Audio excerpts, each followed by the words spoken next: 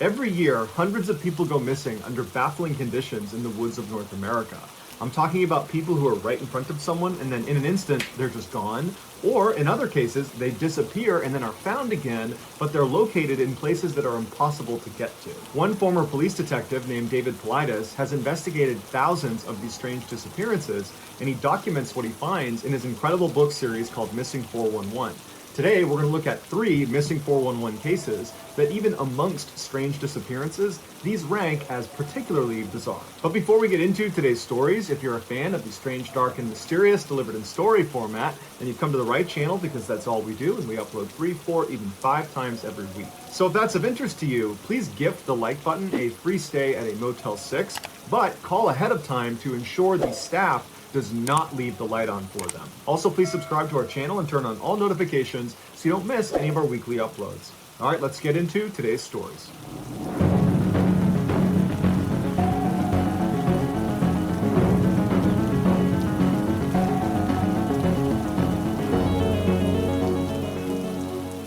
Seward, Alaska is a port city that's about 60 miles south of Anchorage, and it's home to one of the oldest foot races in America called the Mount Marathon Race. Now, this race is not actually a marathon because a marathon by definition is 26.2 miles long.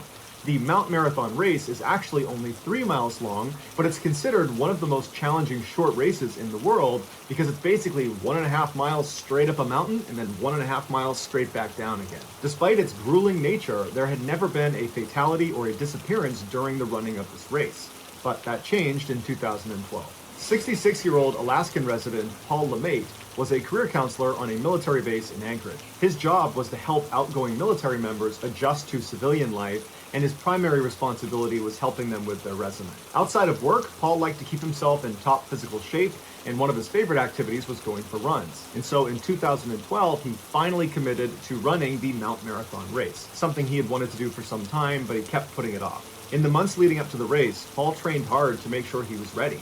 He wasn't trying to win the race or really even be competitive. He just wanted to finish the race in a respectable time. So at 3 p.m. on July 4th, 2012, Paul found himself at the start of the Mount Marathon Race, and his family was on the sidewalk cheering him on. The race director fired the starting gun, and Paul, along with 500 other racers, took off. For reference, a man of Paul's age and physical fitness level should be able to complete this race in about 2 hours or less. But at 5 p.m., when virtually all the other runners had finished the race and Paul was nowhere to be found, his family members were concerned, but they knew he wasn't trying to win the race. They knew he was probably going to be on the slower end, but they were now starting to pay attention and were anxious for him to show up. 45 minutes later, a race timing crew up at the top of the mountain at the turnaround point began breaking down their setup. About 15 minutes later, when they were done, they started walking down the mountain right as Paul showed up at the top. And they said to him, "You are the last racer on this course. Do you still want to continue?" And he said, "Yes, I definitely still want to continue." And so the timing crew said, "That's fine. Just take your time, be careful, and we'll see you at the bottom." And so the timing crew, they take off right in front of Paul, going straight down this well-marked course. And they would turn around and see Paul standing there, catching his breath, getting ready to make his own descent. And so the timing crew, who was moving much faster than Paul, very quickly got out of sight of him. And so before long, they were at the bottom, they turned around, and there's no sign of Paul. So they went and found Paul's family and said, "Hey, we just spoke to him. He seems totally fine, but just so you know, if you don't see him in 90 minutes, I would contact the race officials and let them know, because he should be down by then." And so Paul's family sat at the bottom of this race, looking up, expecting to see him any moment. But 90 minutes came and went, and he never showed up. They wound up waiting another 30 minutes just in case, but again, he didn't show up, and so they informed race officials. The race officials immediately contacted the Alaskan State Troopers, and a search was launched for him, because now fog's rolling in, this is a dangerous course, and it's starting to get pretty late.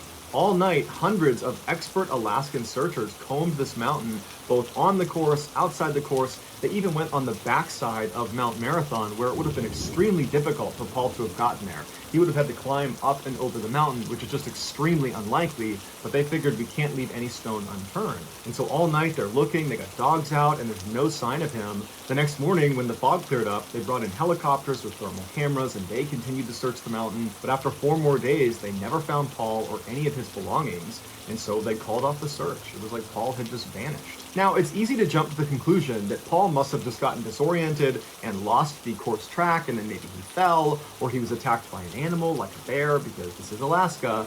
But there's a couple problems with that. The first one is the course itself is extremely well marked. This race is one of the oldest in America. They've been doing this for over 100 years, and they've never had a missing person or a fatality. So they know how to keep people safely inside of the course bounds. The other issue is the timing crew saw Paul at the top, at the turnaround, and he was physically okay. He was talking to them, he was not distressed, and he would have very clearly seen where to go next, because he would have seen the timing crew leaving ahead of him, going down the trail that he would have to follow. Clearly, something unusual happened to Paul either at the summit after the timing crew left or on the way down, because rational explanations cannot account for how Paul could vanish so completely in such a controlled environment with so many expert searchers looking for him. But to this day, no one has ever found Paul or even the slightest trace that he was ever on that mountain. In late August of 2004, Kevin Bardsley and his 12-year-old son Garrett went on a father-son Boy Scout camping trip in the Uinta Mountains in northern Utah. Their campsite was situated next to Lake Huberont inside of the Wasatch National Forest. The lake was actually pretty remote and difficult to access because it was almost completely surrounded by huge mountains. The only side you could get to the lake on was its western side, but the western trail leading to it was very cumbersome because you had to bypass 7 different lakes. And so by the time Kevin, Garrett, and the rest of the Boy Scouts and their fathers were at the lake, they were at least an hour's hike away from the nearest civilization. Early in the morning on August 20th, Kevin and Garrett woke up, they hopped out of their tents. None of the other campers had woken up yet, and so they decided they would head down to the lake to get some early fishing in. And so they got their gear, and they began walking down the very well-defined 150-meter long trail down to the lake. As they get there, the sun's coming up over the mountains, and they're really excited about the day of fishing. And so as Kevin is preparing a fishing rod for Garrett, Garrett was jumping around on different stones that were poking out of the water.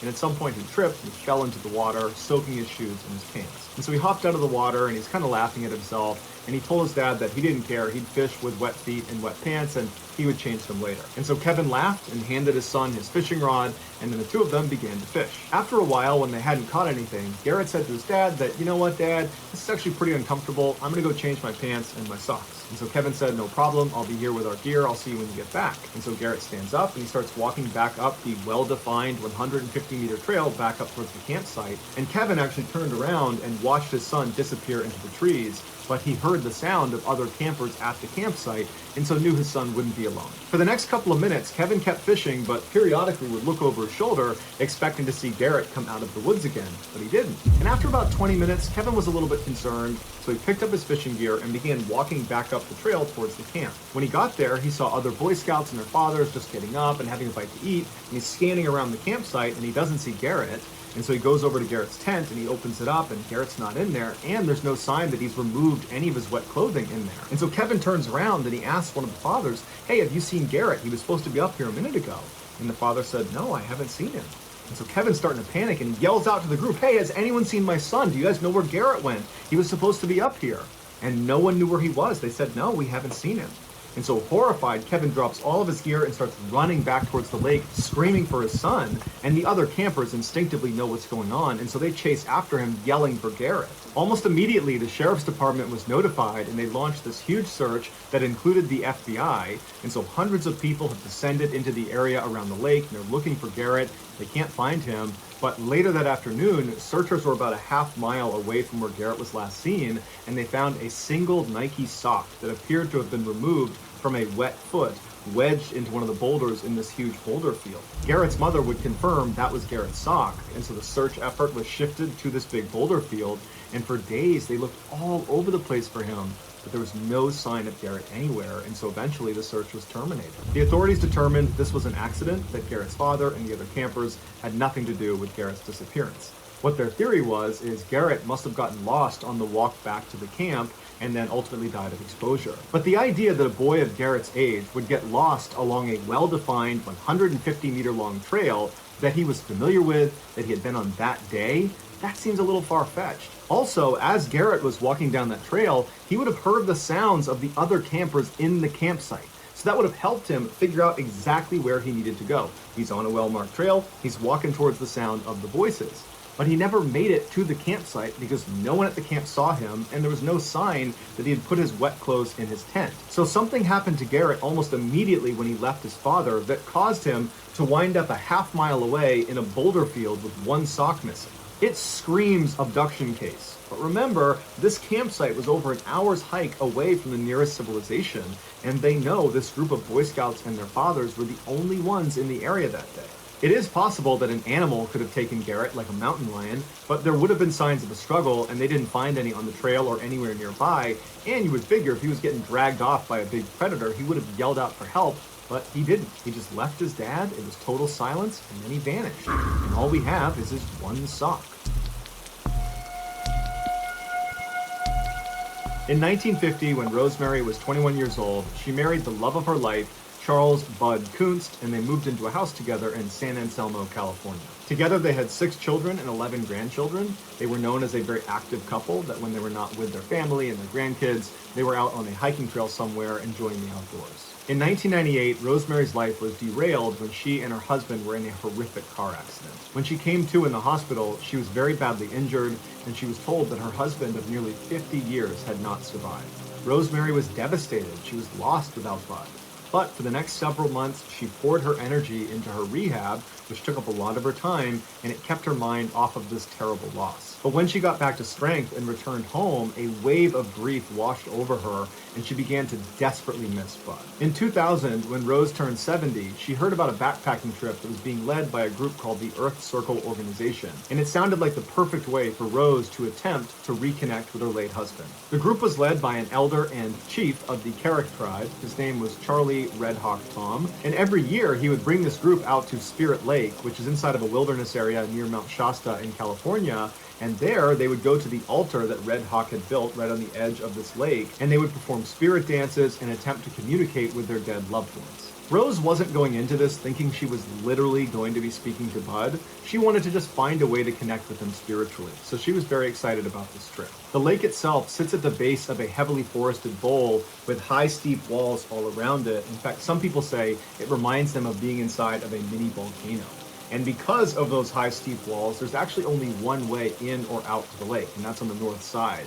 The only other semi-feasible way to get in or out of the lake would be on the south side, where a river flows down into the lake. And where that river flows, the embankment is less steep, although it's still a 70-degree angle and would require climbing gear, and the terrain would be completely slick from the water running over it. So you could do it, but realistically, nobody does that. So on August 17th, Rosemary, along with Red Hawk's 12-year-old son, a cook, and 11 other people, set out for Spirit Lake. After a rigorous 12-mile horseback ride, they finally arrived at Spirit Lake, and they established their camp right on the trail that leads in and out. That night, all the participants had dinner together, and then they made their way over to the altar right next to the lake where Red Hawk was, and he performed a spirit dance, and then afterwards, as a group, they attempted to call out to their dead loved ones. The following morning at 9 a.m., once everyone was up, Red Hawk informed the group that they were going to take a day trip to another lake, and they'd be back that evening. Rose told Red Hawk that she'd actually prefer to just stay at their campsite and enjoy the beauty of the lake, and Red Hawk told her that was just fine.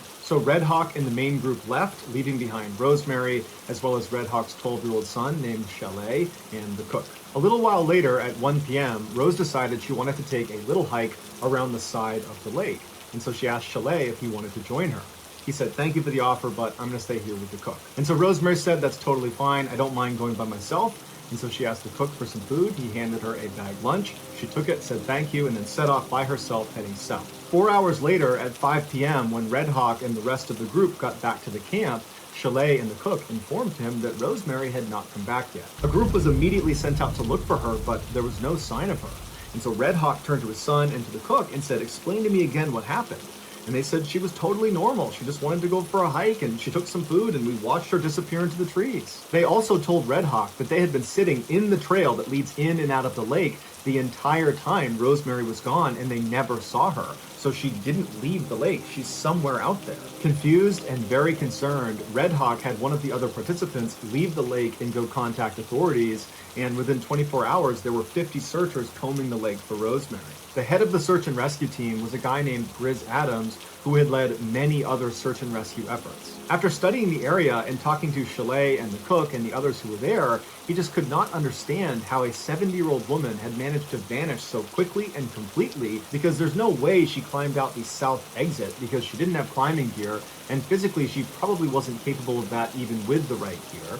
And she didn't leave through the north exit, the main trail, because Chalet and the cook were there the entire time and they never saw her. So where was she? As the search continued to find nothing, Grizz called in more searchers on horseback, helicopters, and dog teams. But the dog teams immediately proved to be useless because they were unable to pick up her scent, despite the fact they knew exactly where she started and where she was going. Grizz said that was highly unusual. For the next several days, searchers looked in and around the lake and up onto the mountainsides, and all they could ever find was a small tuft of Rosemary's hair about a half-mile away from where she was last seen. But this hair did not help investigators come up with a theory as to what happened. Ultimately, after almost a week of searching and not finding their mother, Rosemary's children elected to terminate the search. Grizz Adams, the head of the search effort, said the only time he's ever seen something like this is when someone was trying to disappear. They were trying to end their life. But Rosemary, before she went on this hike, she asked Chalet to come with her. She wanted company. That's not indicative of someone that's trying to hurt themselves. But regardless of the reason, to this day, Rosemary has never been found. So that's going to do it, guys. If you found the secret in today's episode, let us know in the comments what it is and where you found it. So give us the timestamp. And if you're the first to do that, we'll pin you at the top of the comments section. If you enjoyed today's video and you haven't done this already, please gift the like button a free stay at a Motel 6, but ensure you call ahead of time and tell the staff not to leave the light on. Also, please subscribe to our channel and turn on all notifications so you don't miss any of our weekly 3, 4, even 5 video uploads. If you want to get in touch with me, you can direct message me on Instagram or on Twitter. My username for both platforms is the same. It's JohnBallin416. I also have a ton of content over on TikTok where my username is Mr. Ballin. I also have a second YouTube channel called Mr. Ballin Shorts where I post short videos. If you have a story suggestion, please submit it to our subreddit just called Mr. Ballin. It's linked in the description below. So whether I see you on Twitter, Instagram, TikTok, Reddit, YouTube, or some combination, just know that I really appreciate your support, and until next time, that's going to do it. See ya.